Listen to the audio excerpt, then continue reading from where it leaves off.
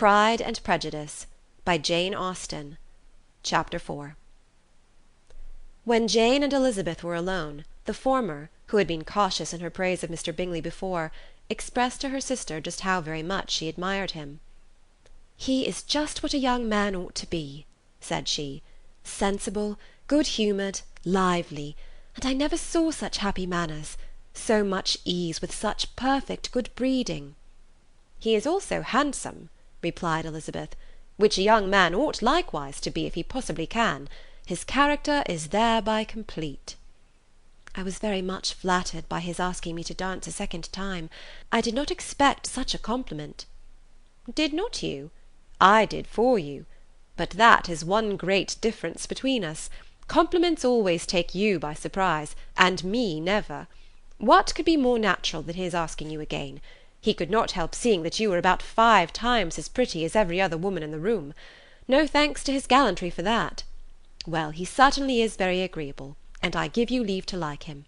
You've liked many a stupider person." "Dear Lizzy!" "Oh, you are a great deal too apt, you know, to like people in general. You never see a fault with anybody. All the world are good and agreeable in your eyes.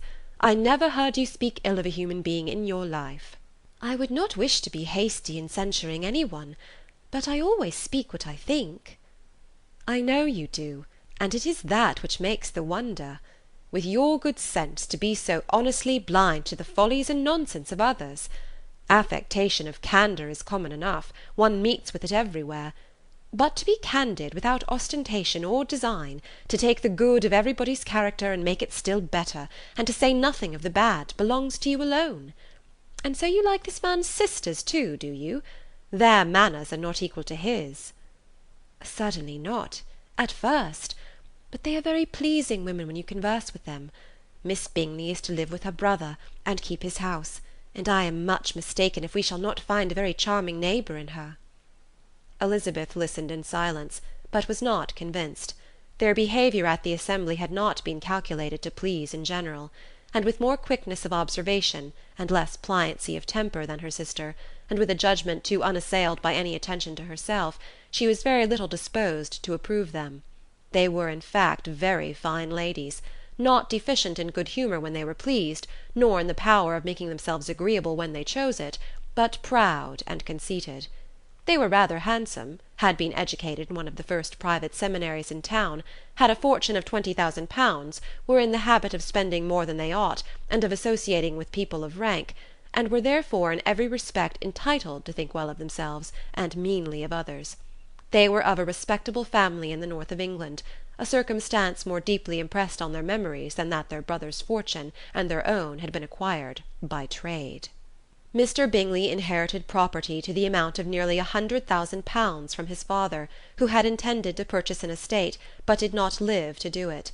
Mr. Bingley intended it likewise, and sometimes made choice of his county, but as he now was provided with a good house and the liberty of a manor, it was doubtful to many of those who best knew the easiness of his temper whether he might not spend the remainder of his days at Netherfield, and leave the next generation to purchase. His sisters were anxious for his having an estate of his own, but though he was now only established as a tenant, Miss Bingley was by no means unwilling to preside at his table, nor was Mrs. Hurst, who had married a man of more fashion than fortune, less disposed to consider his house as her home when it suited her. Mr. Bingley had not been of age 2 years, when he was tempted by an accidental recommendation to look at Netherfield House.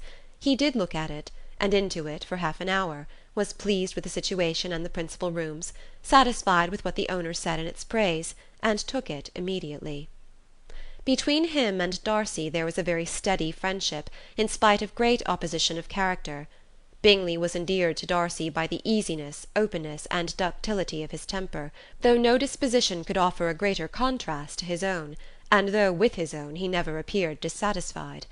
On the strength of Darcy's regard, Bingley had the firmest reliance, and of his judgment the highest opinion. In understanding, Darcy was the superior. Bingley was by no means deficient, but Darcy was clever. He was at the same time haughty, reserved, and fastidious, and his manners, though well bred, were not inviting. In that respect his friend had greatly the advantage. Bingley was sure of being liked wherever he appeared. Darcy was continually giving offence. The manner in which they spoke of the Meryton assembly was sufficiently characteristic.